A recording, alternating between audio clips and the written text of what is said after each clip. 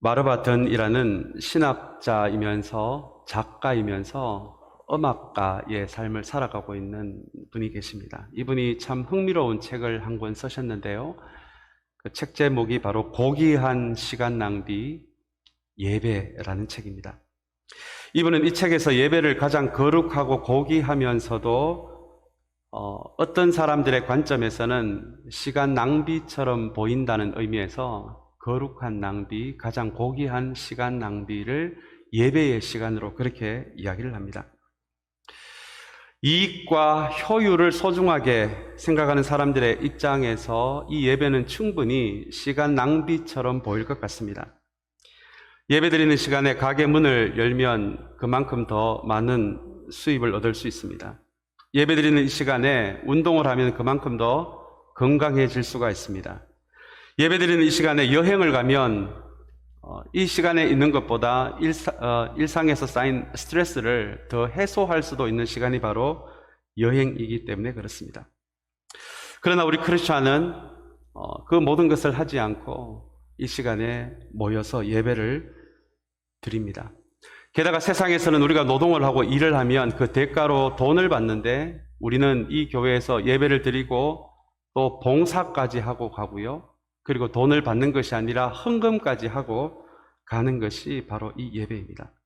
그래서 이 예배는 넌크리스천의 입장에서는, 이 예배를 모르는 사람들의 입장에서는 참 이해할 수 없는 시간 낭비처럼 보일 것 같습니다. 그런데 이 마르바 던이라는 분은 이 낭비라는 단어 앞에 가장 거룩하면서도 고귀한이라는 단어를 붙입니다.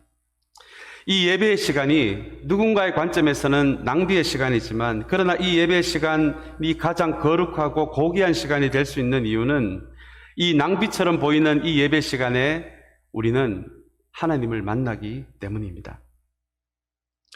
이 예배 시간을 통해 우리는 하나님이 우리의 창조주가 되시고 우리는 그분의 피조물임을 배우게 됩니다. 그래서 내 삶의 주인이 내가 아니라 바로 우리의 창조주가 되시고 구원자가 되시는 하나님이 되신다는 것을 배우는 것이 또한 이 예배 시간입니다. 또한 예배 시간은 세상의 가치에 의해 굽어지고 삐뚤어진 우리의 가치를 다시 진리에 조율하고 회복되고 우리의 내면을 말씀으로 새롭게 창조하는 새로운 창조의 시간이 되기도 합니다.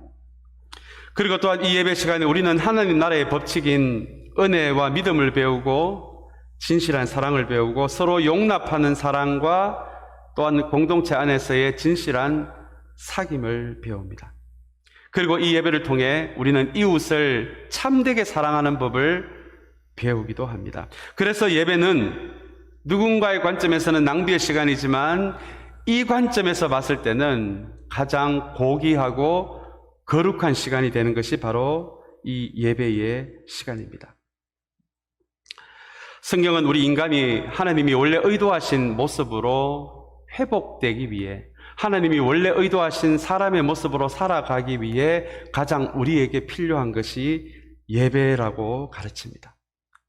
그래서 예배는 단순한 시간 낭비가 아니라 하나님이 의도하신 그 모습으로 살아가는 법을 배우는 가장 고귀한 시간입니다. 오늘 우리는 9월 둘째 주를 맞이해서 이렇게 또 주일 예배하는 자리에 나와 있는데요.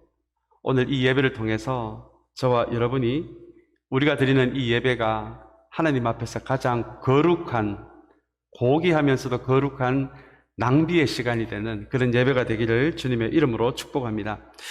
오늘은 요한복음 12번째 시리즈의 시간입니다. 오늘 본문에도 무엇인가를 낭비하는 한 여성이 나옵니다.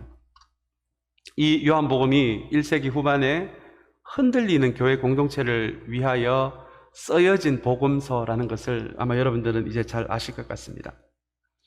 오늘 요한은 이 12장을 통해서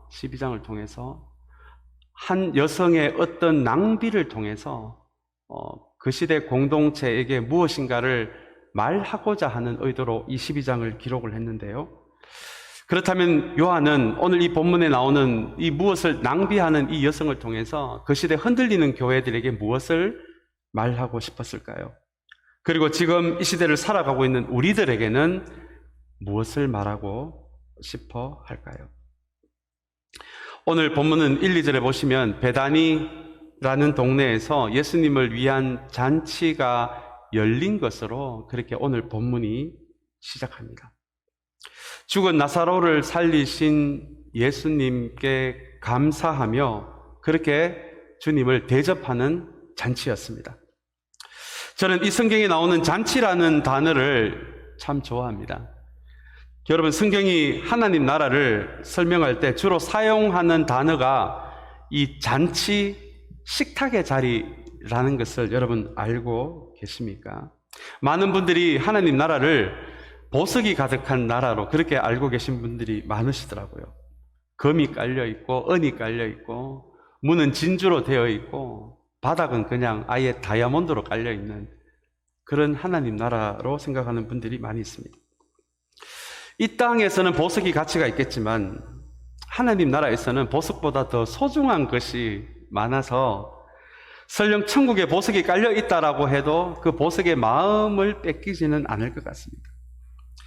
대신에 성경은 하나님 나라를 설명할 때 이 보석 이야기보다는 잔치자리, 식탁의 자리를 예로 듭니다. 여러분, 잔치자리는 차별이 없는 자리입니다. 같은 식탁에 앉아서 같은 그릇을 사용하여 같은 음식을 먹기 때문입니다. 그래서 하나님 나라인 저 천국에 보석이 깔려 있는지는 잘 모르겠지만 성경이 이야기하는 잔치라는 이미지를 통해서 우리에게 보여주는 하나님 나라의 한 모습은 차별이 없는 그곳이 바로 하나님 나라입니다. 그리고 잔치자리, 식탁의 자리는 사람과 사람을 깊게 연결해주는 자리가 되기도 합니다. 혹시 큰 슬픔을 당한 분들을 초대해서 식사를 정성스럽게 한번 대접해 본 적이 여러분 있으십니까? 많은 말로 위로하지 않아도 따뜻한 식탁에 따뜻한 밥 한 그릇 대접하는 것이 수많은 말보다도 그분들에게 위로가 되는 것이 여러분 이 식탁의 자리가 되기도 합니다. 저의 동료 목회자 중에 큰 어려움을 당하신 분이 한 분 계셨습니다. 그래서 주변에 있는 우리 목사님들과 함께 큰 어려움을 겪고 있는 그분을 한번 식사를 대접한 적이 있었는데요. 그 식사를 시작하기 전에 목사님 한 분이 이렇게 기도를 하시더라고요. 언젠가 주님이 다시 오실 때 이 세상의 모든 잘못된 것이 바로 잡히게 될 줄 믿습니다. 이 세상에서 살아가면서 망가진 모든 것이 아름답게 회복될 줄 믿습니다. 이 식탁의 자리가 그 소망을 품는 자리가 되게 하여 주시옵소서. 그렇게 기도를 하시더라고요. 그리고 아멘하고 눈을 떴는데 이미 그분의 그 목사님의 기도를 통해서 그 식탁의 자리는 단지 배고픔을 면하는 자리가 아니라 이 한 끼의 식사를 통해서 주님의 은혜가 나누어지고 사랑이 나누어지고 그리고 우리가 궁극적으로 가질 수 있는 소망이 어떤 것인지를 나눌 수 있는 그런 자리로 변했던 그런 경험을 제가 하게 되었습니다.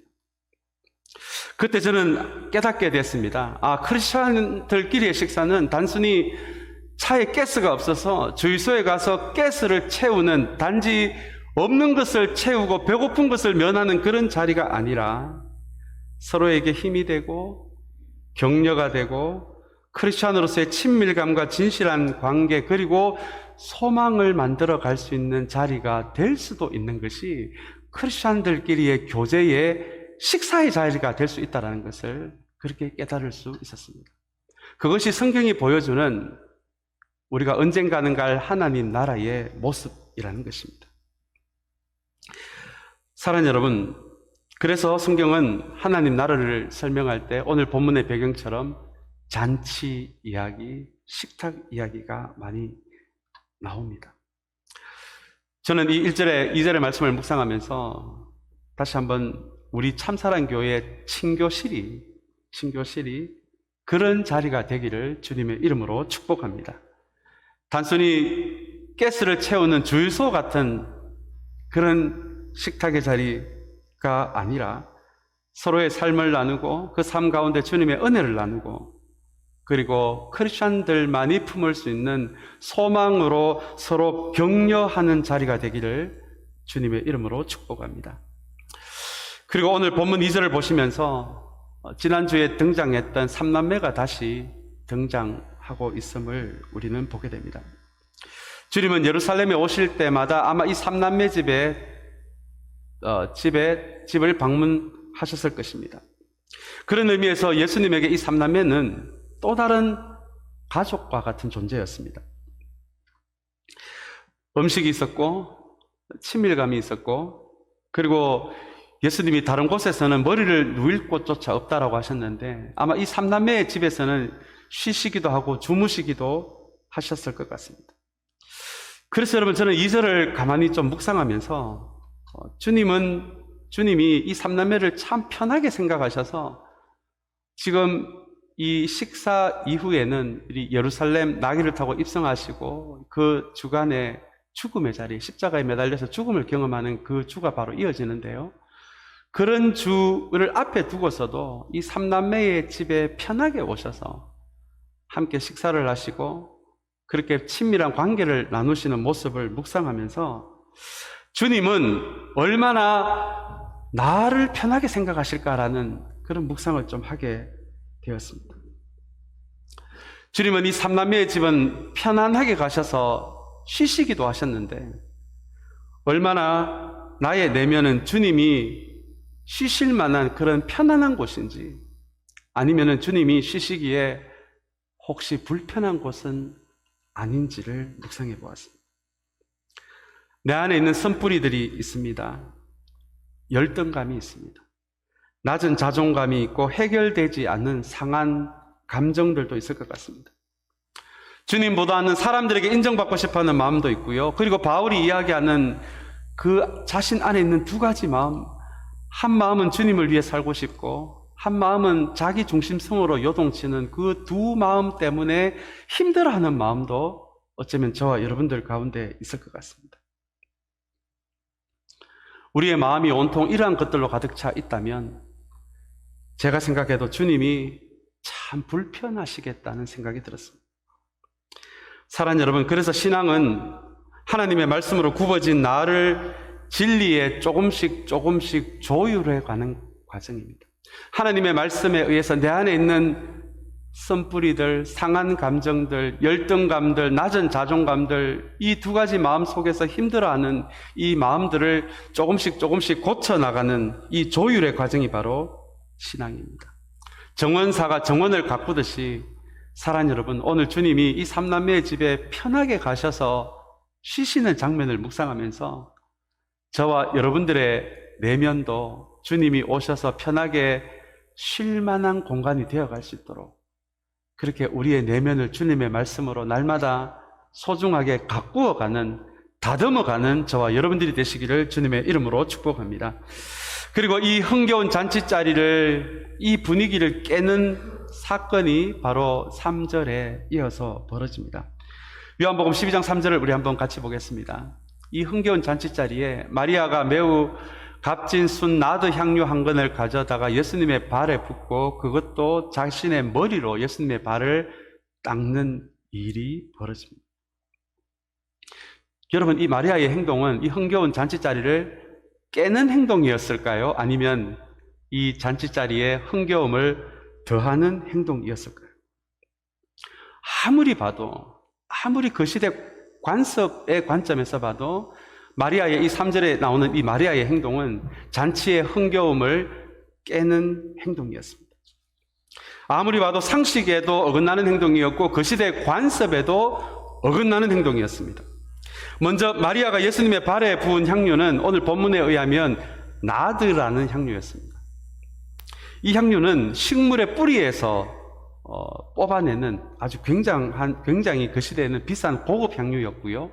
그리고 이것은 이스라엘에는 나지 않는 인도 지역에서 나는 그 나무의 뿌리에서 채취할 수 있는 향유라는 점에서 마리아가 가지고 있는 향유는 비싼 외제 향유였습니다.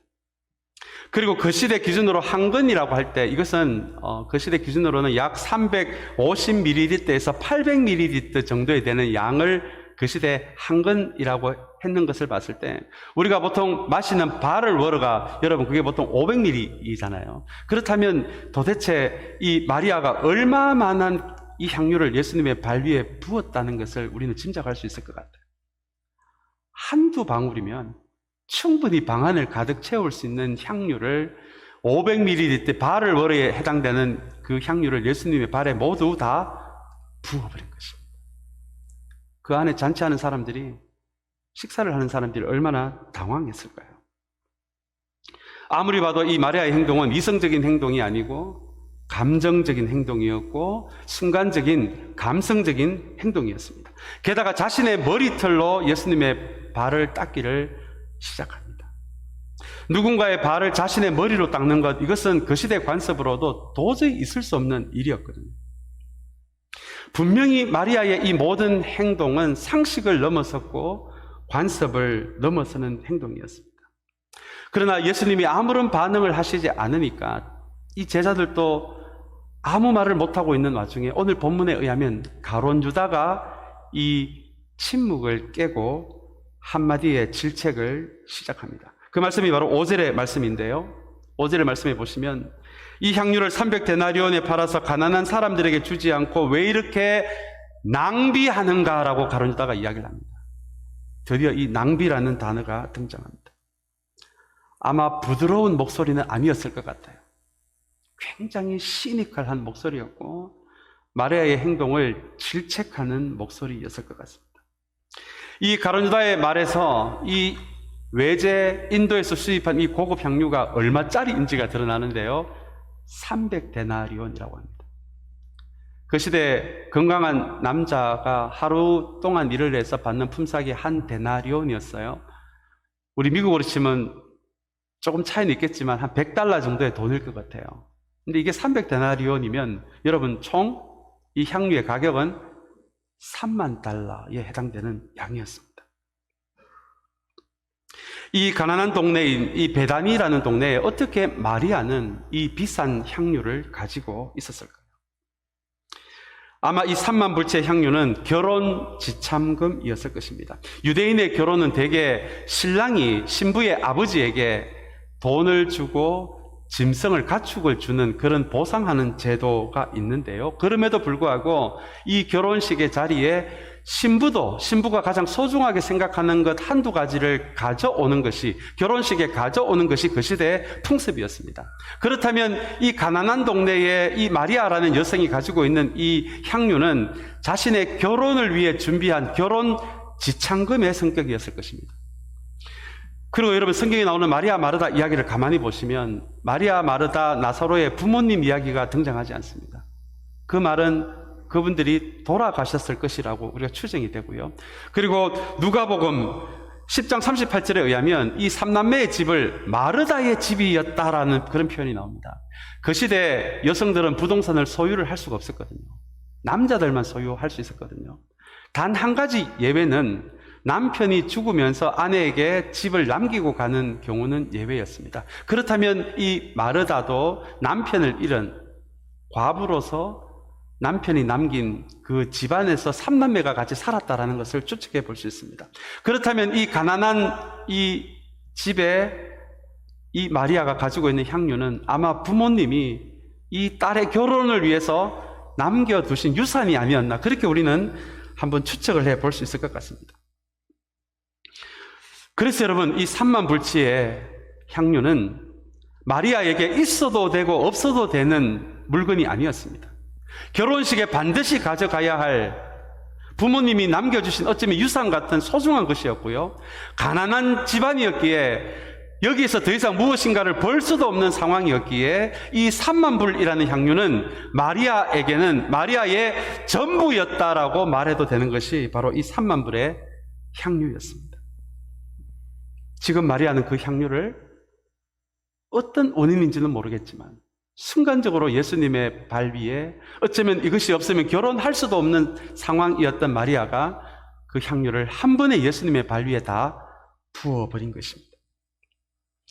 그래서 어쩌면 마리아는 이 향유를 단순히 예수님의 발 위에 부은 것이 아니라 자신의 가지고 있는 모든 것을 부은 것이 되고요. 심지어 더 나아가서 자신의 인생 전체를 부어버린 것이라고 이렇게 말할 정도로 이 마리아에게 300데나리온의 향유는 그런 의미였습니다.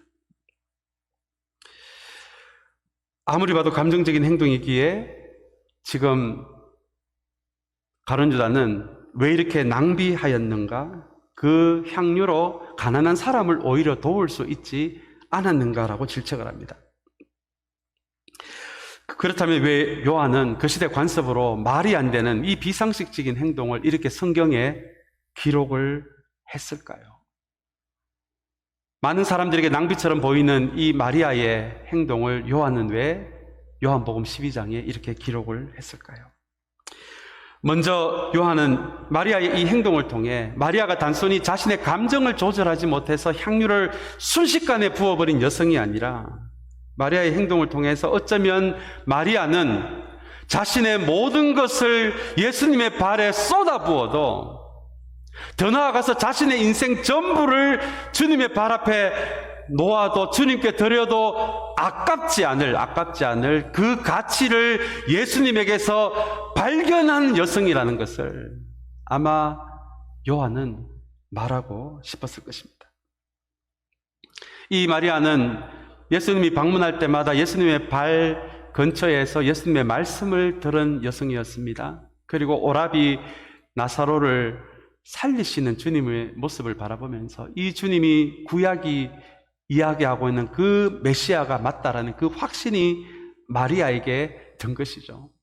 그래서 내 앞에 앉아있는 이분이 바로 우리를 구원하기 위해 오신 구약이 이야기하고 있는 그 메시아라는 그 확신이 들었을 때 자신이 가지고 있는 전부를, 어쩌면 자신의 인생이라고도 말할 수 있는 이 300데나리온의 향유를 순식간에 부어버린 것입니다.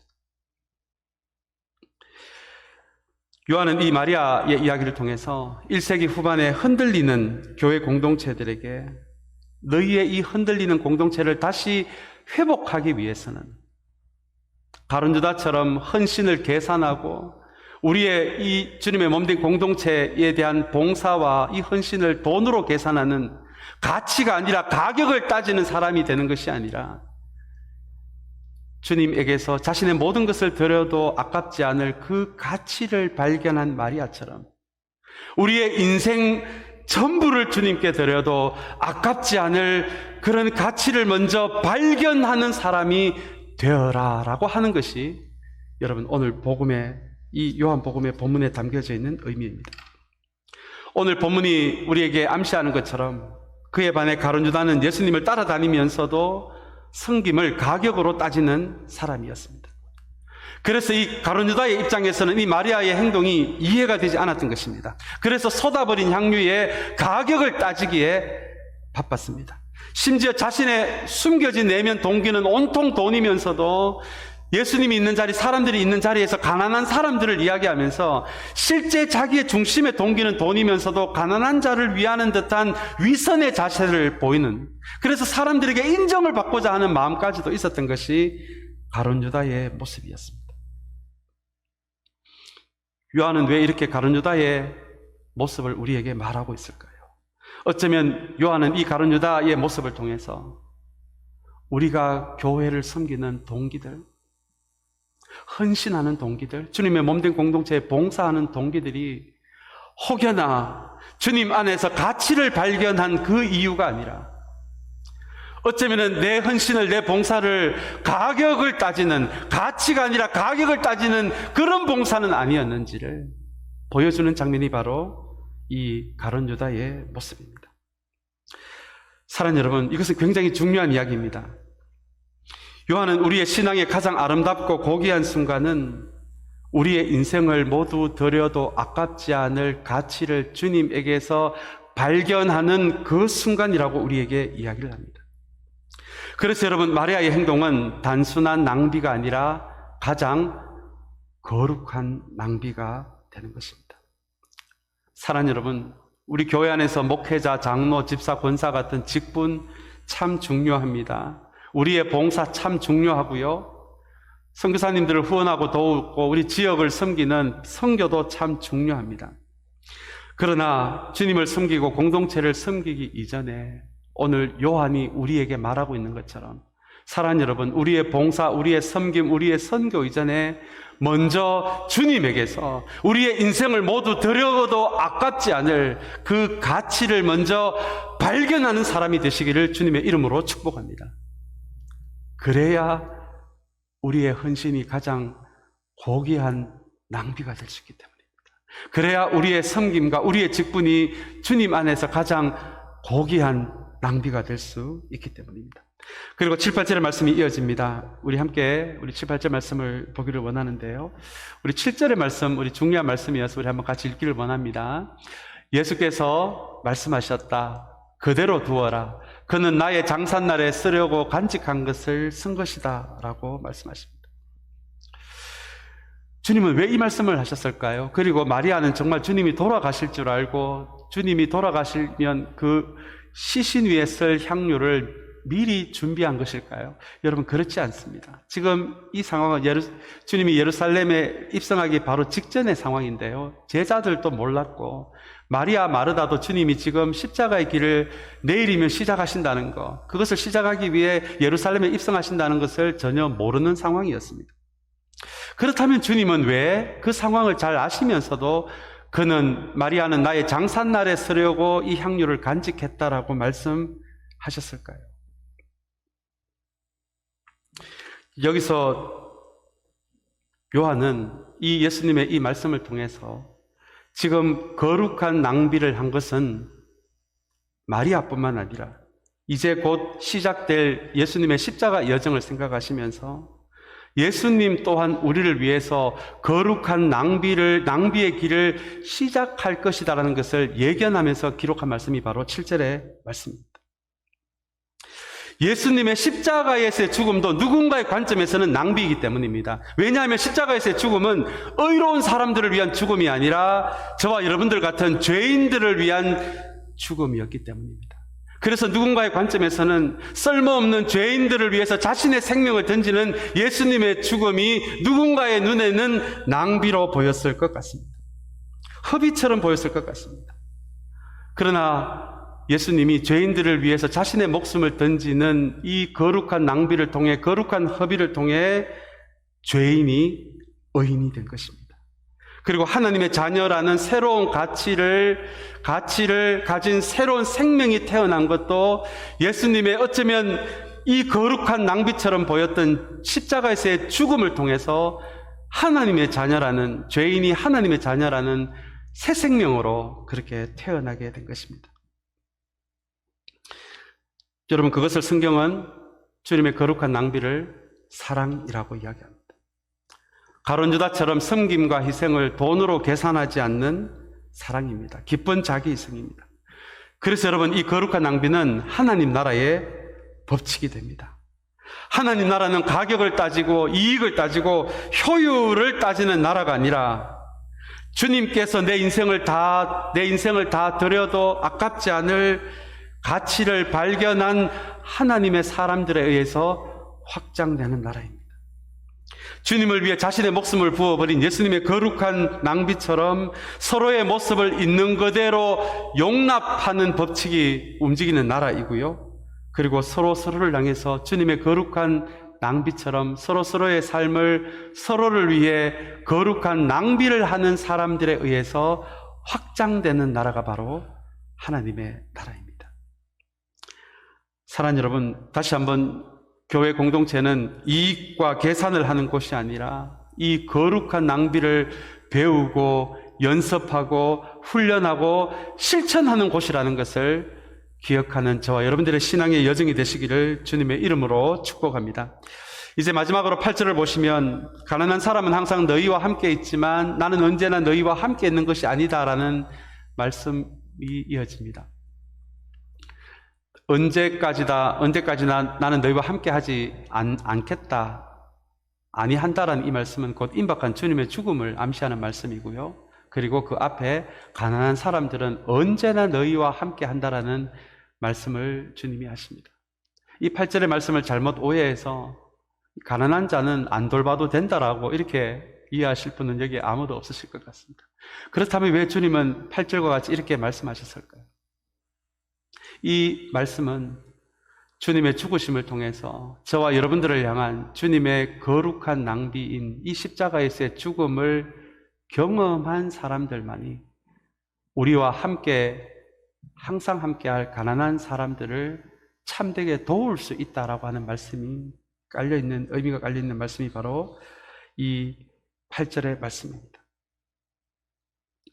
우리가 주님으로부터 거룩한 낭비인 사랑을 경험하지 못한다면 우리는 아무리 가난한 사람을 돕는다고 해도 그것이 언젠가는 우리의 의가 되고 우리의 봉사와 도움을 가격으로 계산할 수밖에 없는 사람이 될 수밖에 없다는 말씀도 이 8절에 암시되어 있습니다.